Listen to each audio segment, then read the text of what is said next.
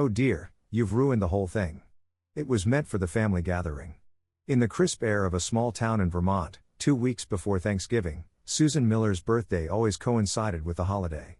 This year she was turning 66. It was a milestone, and her sister-in-law had insisted on a grand celebration. "Mom, this Thanksgiving you really have to set a proper table. We'll be inviting guests from the local community and relatives," Jennifer, the younger daughter, said over the phone. The moment Susan, the eldest son's wife, heard the voice, her heart sank. Jennifer lived a comfortable life in New York, thanks to her husband, who owned a successful business. She always came home for the holidays but never lifted a finger. She only gave orders. "This time, we absolutely have to do it right. Mom is turning 85, after all. We can't let the neighbors gossip," Michelle, the youngest daughter, chimed in. Michelle ran a tutoring center in Seattle and was even more demanding than Jennifer. She would only brag about her money and her children before rushing off as soon as the long weekend was over. "I understand.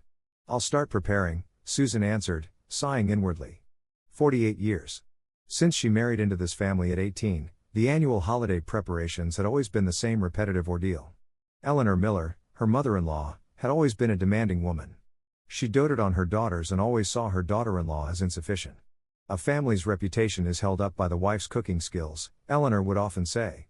The unspoken message was always, "You are still unskilled." Even after 48 years under the same roof, the daughter-in-law was a stranger, not family. Susan was now 66. She had guarded this home since she was 18. Her husband, Mark, was a man she couldn't rely on. He was lackadaisical about the farm work and indifferent to the household matters, always anxious to please his mother. Yet, Susan had endured. A daughter-in-law's life is just like this. This is a daughter-in-law's duty, she told herself. "Yukon, come here," Susan called out to the Alaskan Malamute wagging its tail in the corner of the yard. The female Alaskan Malamute, with a graceful coat of soft gray and white fur, was named Yukon. 4 years old, Yukon was a rescue dog Susan had found 3 years ago at the base of the mountains. At the time, Yukon had a leg injury and was limping, and Susan couldn't just leave her. "Another stray dog you've picked up." Eleanor had raised her voice, but Susan stood firm. The woman who had spent her life trying to please everyone finally asserted her will. Since then, Yukon had stayed by Susan's side and was now her best friend. Yukon sat snugly next to Susan. Whenever Susan was sad or tired, Yukon was always there, leaning against her like a guardian. Susan stroked Yukon's head and whispered, "Yukon, I hope this long weekend passes without incident." As Thanksgiving approached, Susan began the serious preparations. She fried the turkey, baked the pies, made the gravy, and kneaded the dough for the bread rolls.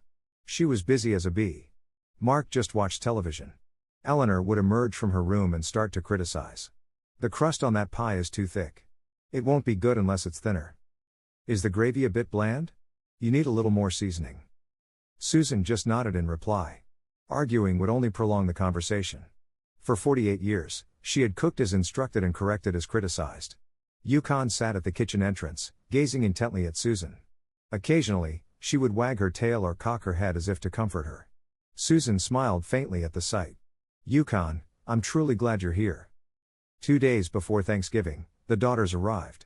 Jennifer and Michelle came in their own cars, Jennifer in a luxury imported SUV, Michelle in a high-end domestic sedan. As soon as they got out of the car, they chorused, "Mom, we missed you." Eleanor greeted her daughters with a beaming smile. Susan watched the scene from the kitchen. The mother-in-law's face, when looking at her daughters, was overflowing with joy, a look utterly different from the one she directed at her daughter-in-law. "Susan, are the preparations for the birthday dinner going smoothly?" Jennifer came into the kitchen and asked.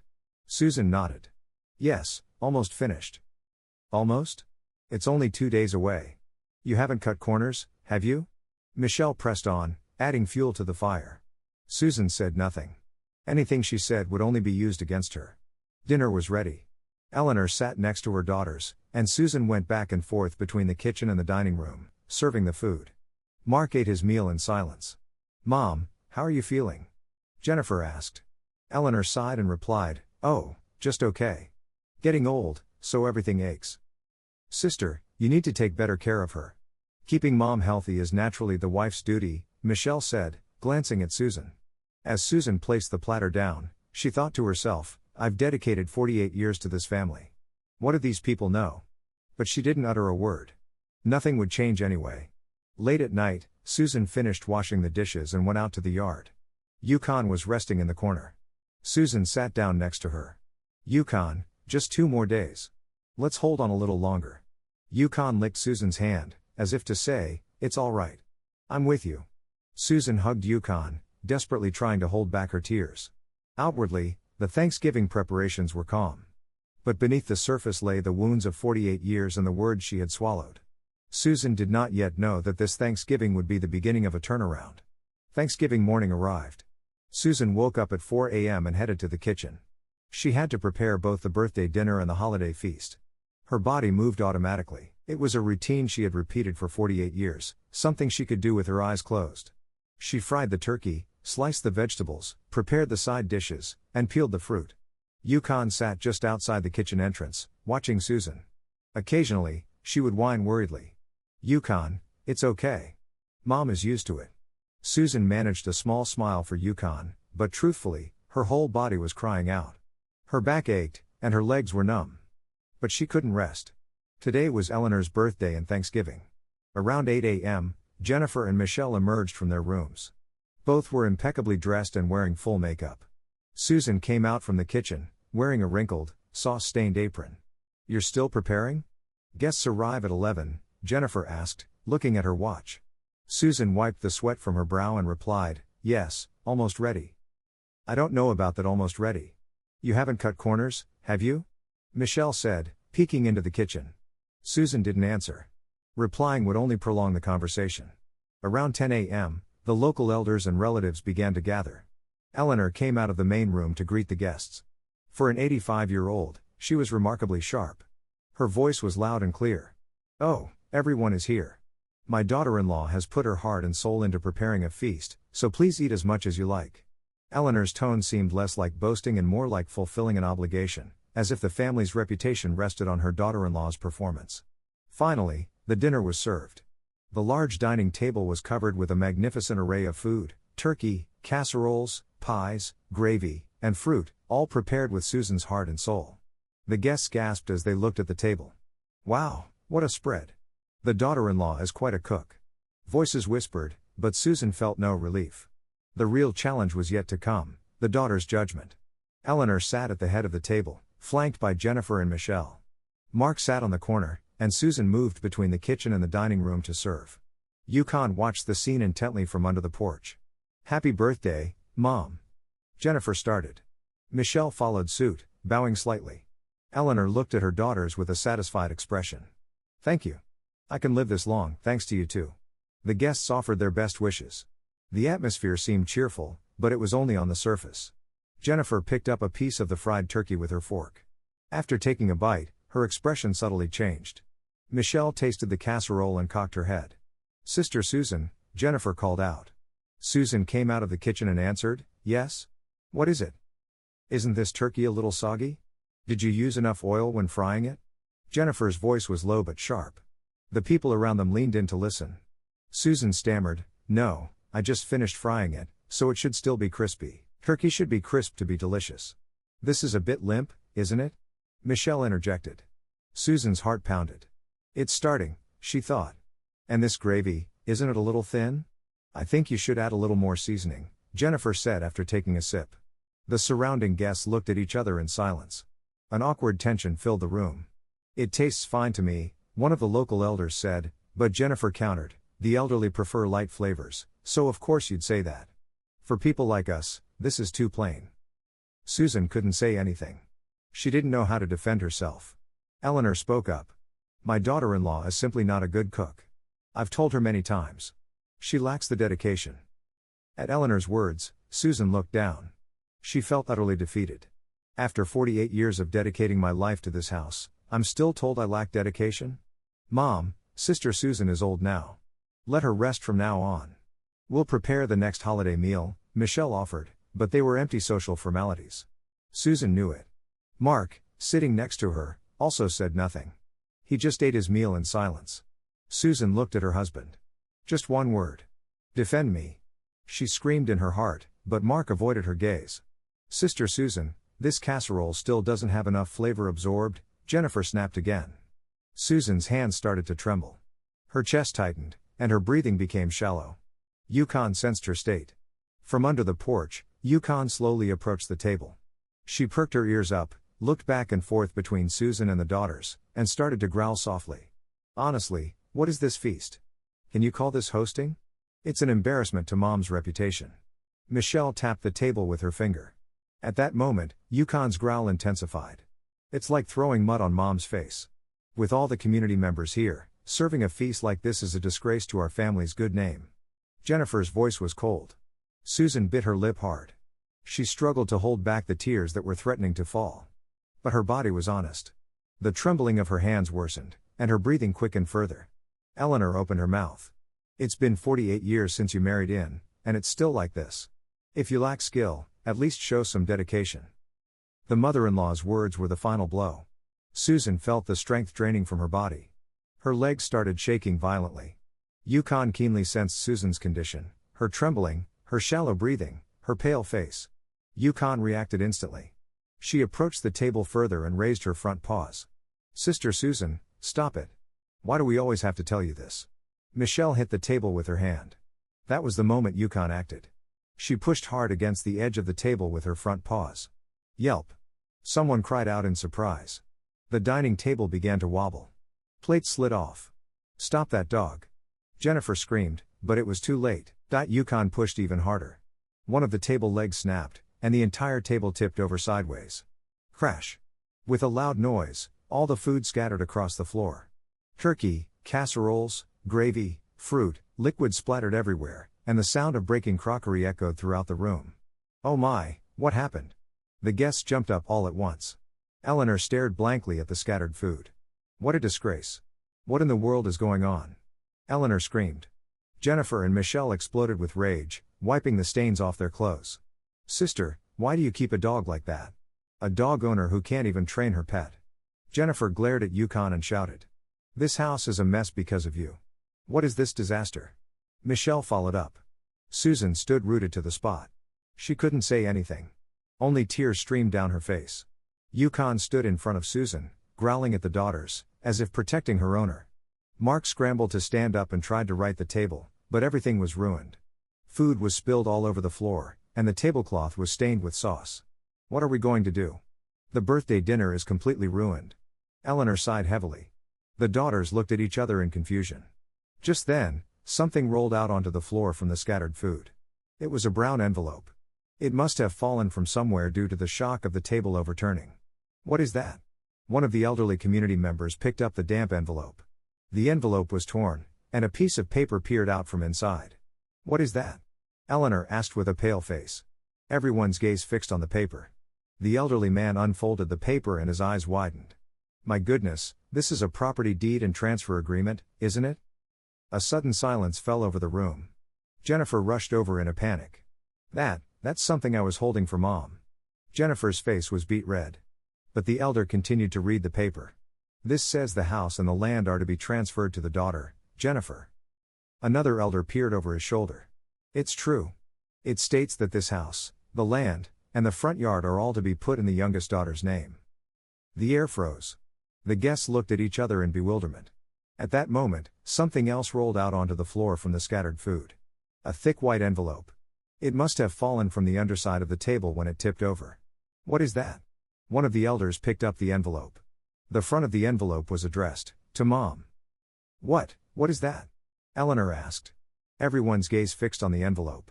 As the elder started to open the envelope, Jennifer rushed over in a panic. That's something I was going to give Mom. I prepared it. Jennifer's face was crimson. However, a wad of cash was peeking out from the envelope. The moment the agreement was spread on the floor, the air in the house turned icy. The guests exchanged knowing glances and whispered. Eleanor just stared blankly at the document. Sister, what is the meaning of this? Michelle asked Jennifer with a shocked expression. Jennifer snatched the paper. This is what Mom wrote. I was just holding it. Jennifer's explanation was shaky. The guest's stares pierced her. Is that true, Eleanor? You intended to leave all your property to Jennifer? One of the local elders asked Eleanor. Eleanor looked down and didn't answer. Mom! Mark yelled in a loud voice. What does this mean? Everything goes to Jennifer? What about me? What about Susan? Mark's voice trembled. For the first time in his life, the man who had always been submissive to his mother raised his voice. Mom, Eleanor stammered. Jennifer runs a big business and has the most financial worries. I thought it would be better to entrust the property to her. Business worries? Michelle interrupted. Mom, I run a tutoring center. I have even more worries. What is this?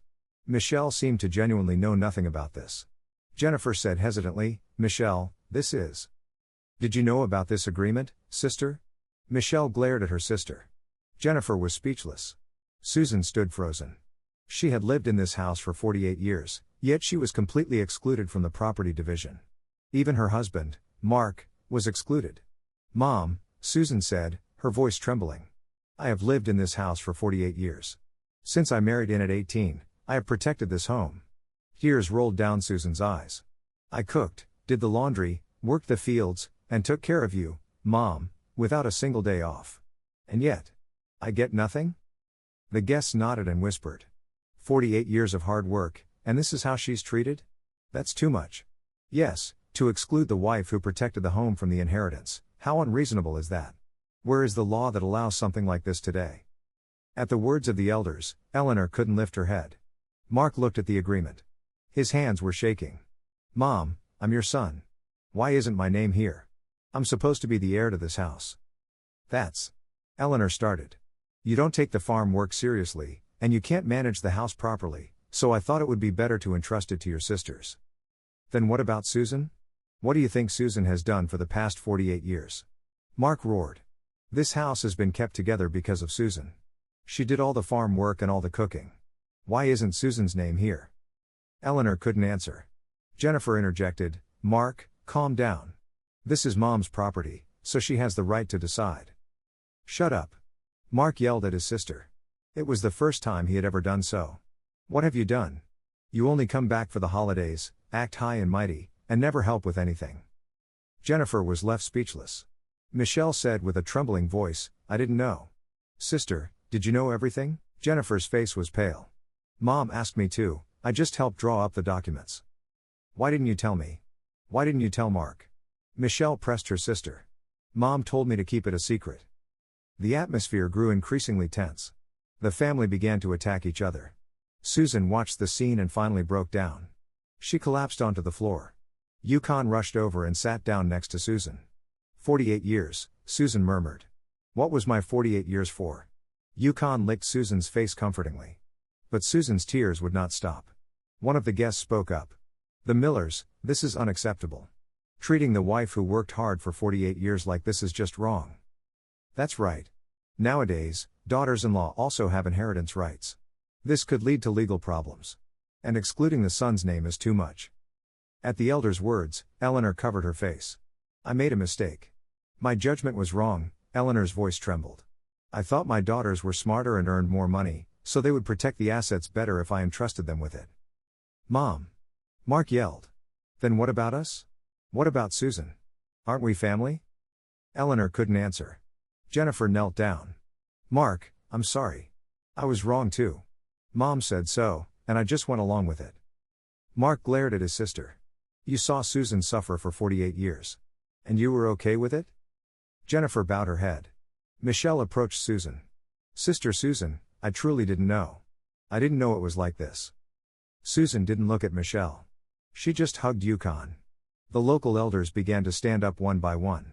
We'll take our leave now. This is a family matter, so please discuss it thoroughly among yourselves.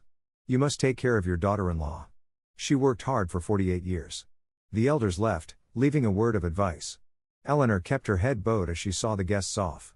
When the last guest left, only the family remained in the house.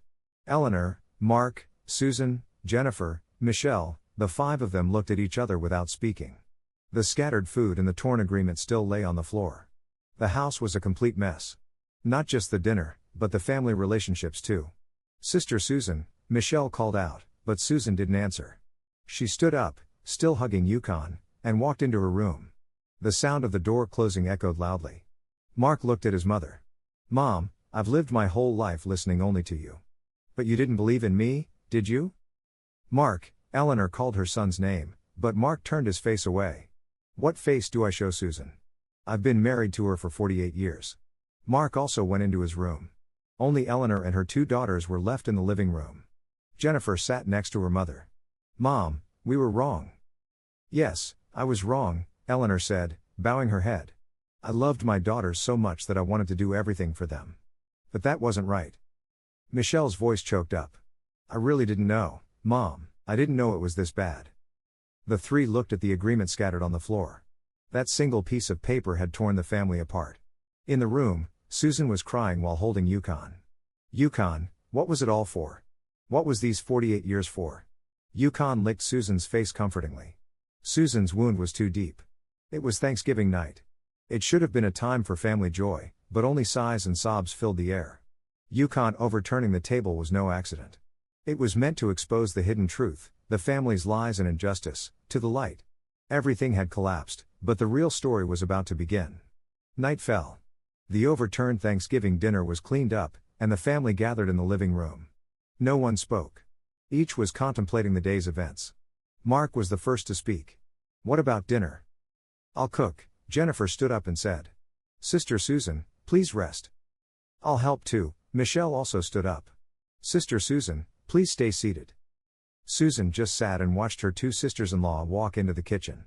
It was a sight she hadn't seen in 48 years. Yukon lay down at Susan's feet. Eleanor sat down next to Susan. "Susan, I need to talk to you."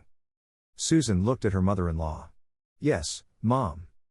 A long time ago, I suffered too, just like you," Eleanor began, hesitating slightly.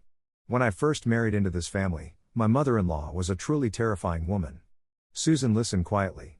"I woke up at 4 a.m. to cook, worked the fields, and did needlework late into the night. I never had a moment's rest. Once, when things got too hard, I said I wanted to go home to my parents, and I was slapped." Eleanor's voice trembled. "At that time, I vowed that I would never do that when I became a mother-in-law." Eleanor paused. Susan took her mother-in-law's hand. "But when I became a mother-in-law, I just assumed it was the norm. I thought, I lived through this, so my daughter-in-law should understand, too." Tears fell from Eleanor's eyes. "Today, I truly understood what a terrible person I've been. I was just like my mother-in-law. No, I was worse. I only thought about my daughters and never about you. Making you suffer for 48 years and excluding you from the inheritance. I am a truly terrible mother-in-law." Susan was also crying. "Susan, please forgive me. I'll tear up that agreement completely. And we'll draw up a new one, including your name and Mark's." Eleanor embraced her daughter-in-law. It was the first embrace in 48 years. Susan hugged her mother-in-law tightly too. "I'm sorry. I truly am." All this was the result of Yukon's actions. Yukon watched them and wagged her tail slowly. In the kitchen, Jennifer and Michelle were clumsily preparing dinner. "Sister, how do you do this? How do you chop an onion?" Michelle asked, holding an onion. Jennifer also looked perplexed. "I'm not sure either. Just chop it randomly?" "Randomly? We have a maid who does everything back home, so how would I know?" The 2 burst out laughing, but their laughter was tinged with regret. "Hey, we were awful, weren't we?" Michelle said while chopping the onion. "Yes, we were awful. We were terrible to Sister Susan," Jennifer nodded. "We lived comfortable lives, pushed everything onto her, and only came back for the holidays to criticize." "That's right. If you think about it, we never did a single thing. We just gave money," Jennifer sighed while making the sauce. "That envelope today. I was truly ashamed. I was disappointed in myself. I was so ashamed I wanted to die." The 2 fell silent for a while. Each was reflecting on her own actions. "Hey, we really need to change from now on." "Yes, we must. We can't just leave everything to Sister Susan," Michelle nodded. "From the next holiday on, we'll take turns preparing the dinner. Sister Susan will get to rest." "Right. We need to come back more often even on regular days to take care of Mom. Let's stop leaving everything to Sister Susan." The daughters made a firm resolve. In the living room, Mark sat next to Susan. "Susan, I'm truly sorry. I was by your side for 48 years, but I never understood your feelings." Mark's voice trembled. "I only thought about what was easy for me. I was afraid of Mom and my sisters. I thought if I took your side, I'd have problems, so I just looked the other way." Susan looked at her husband's face. "But today, I realized how cowardly that was. My wife was suffering so much, and all I did was watch." Mark took Susan's hand. "I'll change from now on. I'll truly be on your side. I promise." Susan nodded. "Don't just say it. Show me with your actions. Yes, I'll show you with my actions. Mark hugged Susan tightly. Susan hugged her husband back. It was the most sincere embrace in their 48 years of marriage. Yukon watched the two and wagged her tail. Dinner was ready. The clumsy food Jennifer and Michelle made was placed on the table. The soup was a little salty, the casserole wasn't fully seasoned, and the turkey was slightly burnt, but it was fine. It might not be tasty, but bear with us and eat, Jennifer said sheepishly. Susan smiled and said, no, not at all. It's delicious. The family gathered around the table. For the first time in 48 years, Susan ate with a truly peaceful heart. She didn't have to rush between the kitchen and the living room, watch anyone's expression, or listen to any complaints. Sister Susan, may I pour you some water? Michelle asked. Susan shook her head. It's okay. I can do it myself. No, you can't. I'll do it. Michelle poured the water. Jennifer also pushed a side dish platter toward Susan. Sister Susan, please eat this too. Eleanor watched the scene with a satisfied smile. This is how a family should be. The meal ended, and it was time for cleanup. When Susan tried to stand up, Jennifer stopped her. Sister Susan, please stay seated. We'll do it. That's right. Sister Susan, please rest, Michelle added. The two daughters went into the kitchen and started washing the dishes. They were clumsy but hard-working. Susan sat in the living room and watched the scene. Yukon sat next to Susan. Yukon, we did it. We changed this house, didn't we? Susan whispered, stroking Yukon. Yukon licked Susan's hand and wagged her tail. Eleanor called Yukon. Yukon, come here. Yukon approached Eleanor. Eleanor stroked Yukon's head and said, thanks to you, we can start over. Thank you. Yukon wagged her tail vigorously. Eleanor brought some boiled beef from the kitchen and tossed it to Yukon. Here, eat. You're part of the family, too. We have to eat together. Yukon ate the meat happily, wagging her tail. Susan watched the scene with a smile. Yukon, you truly are amazing.